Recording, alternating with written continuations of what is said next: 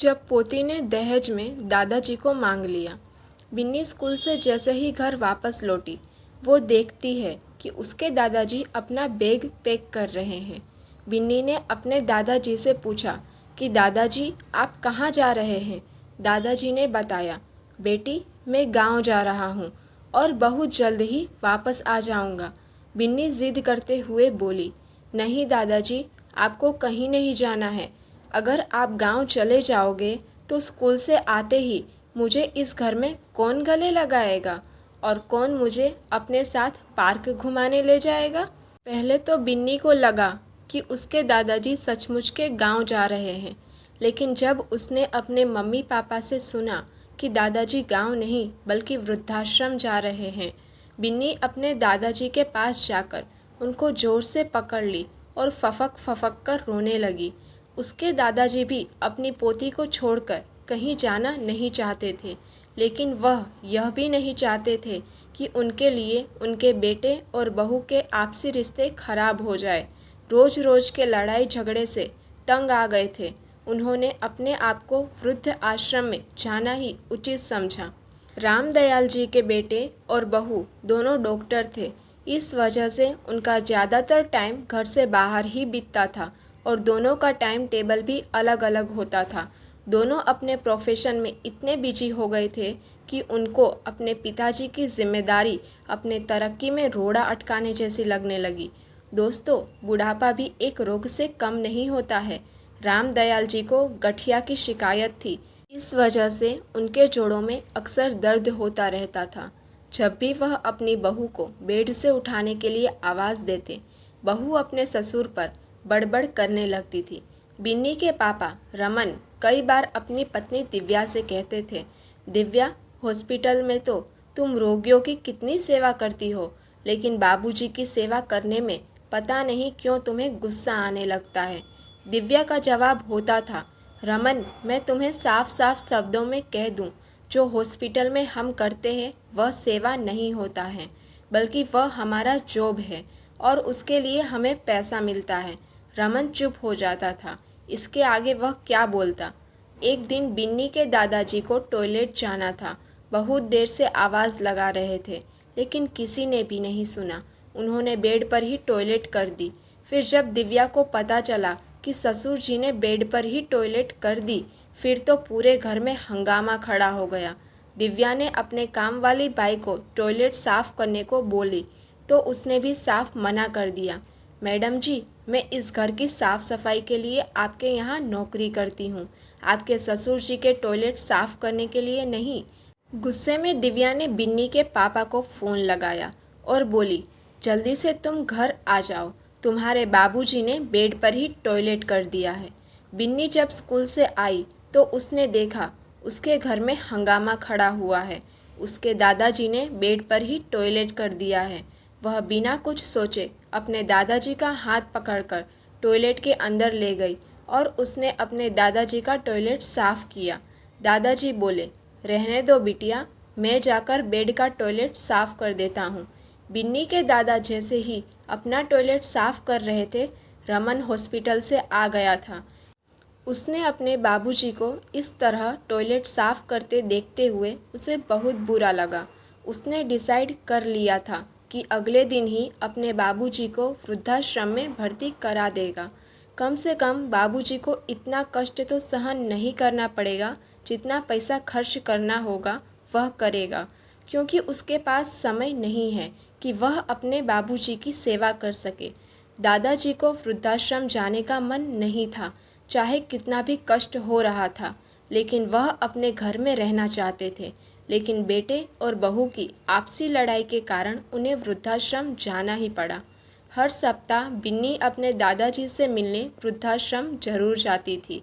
बिन्नी के दादाजी को वृद्धाश्रम में रहते हुए 1 साल से भी ज़्यादा हो चुका था। बिन्नी इधर 10th का बोर्ड 98% से पास हो गई थी। वह अब मेडिकल की तैयारी करने के लिए राजस्थान की कोटा जाने वाली थी। बिन्नी ने अपने माँ बाप से यह शर्त रखा कि वह कोटा तैयारी करने के लिए तभी जाएगी जब उसके साथ उसके दादाजी भी जाएंगे। वह पीजी में नहीं रहेगी, वह बल्कि अगर से फ्लैट लेकर अपने दादाजी के साथ रहना चाहती है। बिन्नी के माँ बाप ने बहुत समझाया, बिन्नी तुम वहाँ पढ़ाई करने जा रही हो, रिश्ते निभाने के लिए नहीं, और तुम्हारे दादाजी को कोई तकलीफ़ नहीं है।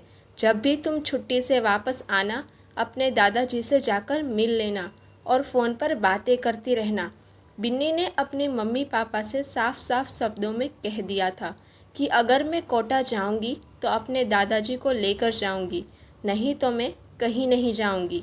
रमन और दिव्या को अपनी बेटी की जिद के आगे झुकना ही पड़ा। अब रामदयाल जी अपने पोती के साथ कोटा में रहने लगे। पढ़ाई के साथ साथ अपने दादाजी का भी ख्याल रखती थी। रोज़ाना शाम को दादाजी के पैरों में मालिश जरूर करती थी। रामदयाल जी अपनी पोती को देखकर गर्व से भर जाते थे कि भगवान अगर किसी को बेटी दे तो बिन्नी जैसी दे। समय अपने गति से चलता रहा और 5 साल कब बीत गए पता भी नहीं चला। बिन्नी अब डॉक्टर बन गई थी, लेकिन उसने अपने दादाजी का साथ नहीं छोड़ा था। वह अपने दादाजी को भी अपने साथ ही रखती थी।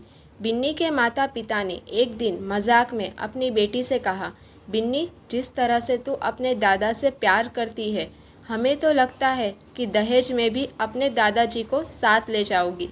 बिन्नी बोली, सही कह रही हो मम्मी, मैं अपने दादाजी को कभी नहीं छोड़ूंगी। दादाजी में मेरी जान बसती है और मैं शादी भी उसी लड़के से करूंगी जो मेरे दादाजी को भी एक्सेप्ट करेगा। बिन्नी की माँ दिव्या बोली, क्या बहकी बहकी बातें कर रही हो, ऐसा भी कभी होता है क्या? बिन्नी दिल्ली के जिस हॉस्पिटल में डॉक्टर थी, उसी हॉस्पिटल में दीपेश नाम का एक डॉक्टर भी था जो बिन्नी से बेहद प्यार करता था। एक दिन उसने शादी के लिए इजहार कर दिया।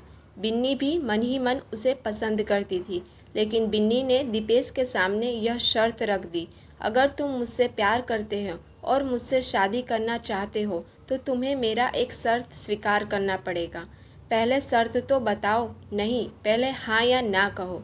दीपेश ने कहा, हाँ बाबा, हाँ, तुम्हारी जितनी भी शर्त है तुम्हारे लिए सब मंजूर है। बिन्नी ने कहा, दीपेश, मैं अपने साथ अपने दादाजी को रखती हूँ और मैं चाहती हूँ कि शादी के बाद भी दादाजी हमारे साथ ही रहे। मैं इनसे अलग नहीं हो सकती हूँ। अगर तुम तैयार हो तो मैं तुमसे शादी करने के लिए तैयार हूँ। दीपेश ने हंसते हुए कहा, बस इतनी सी बात है? मैंने तो सोचा पता नहीं तुम्हारी क्या शर्त होगी, मैं तो डर ही गया था। यह तो बहुत अच्छी बात है। इससे यह पता चलता है कि तुम्हारे मन में बुजुर्गों के प्रति कितनी श्रद्धा है। तुम्हारी जैसी लड़की को कौन लड़का नहीं अपनाना चाहेगा जिसके मन में बुजुर्गों के प्रति इतनी श्रद्धा हो। फिर कुछ दिन के बाद दीपेश और बिन्नी की शादी हो गई। बिन्नी सुबह सुबह विदाई के साथ अपने दादाजी को भी अपनी गाड़ी में बैठाने लगी। तभी उसके पिताजी रमन ने सबके सामने अपनी बेटी से माफ़ी मांगा। बेटी, तुम्हारे मन में अपने दादाजी के प्रति इतना प्यार देखकर हमें भी एहसास हो गया है कि बुज़ुर्ग बोझ नहीं बल्कि एक आशीर्वाद की तरह होते हैं। जहाँ भी होते हैं अपने आशीर्वाद से उस घर को स्वर्ग बना देते हैं। बिन्नी की माँ दिव्या भी आ चुकी थी। उसने भी अपनी बेटी से माफ़ी मांगी और बोली, तुम्हारे दादाजी अब हमारे साथ ही रहेंगे, इनको कोई दिक्कत नहीं होगी। हम तुम्हें विश्वास दिलाते हैं बेटी। बिन्नी के दादाजी बोले, बिटिया, मुझे अब यहीं रहने दो। तुम अपने जीवन में खुश रहो और वीडियो कॉल पर रोज़ाना बात होती रहेंगी। तुम्हारी वजह से आज मुझे मेरे बेटे और बहू दोबारा से मेरे हो गए हैं। वहाँ जितने भी लोग खड़े थे सब लोग बिन्नी पर गर्व महसूस कर रहे थे और सबसे ज़्यादा खुश तो बिन्नी के सास ससुर थे जो इतनी अच्छी संस्कारी बहू अपने घर ले जा रहे थे।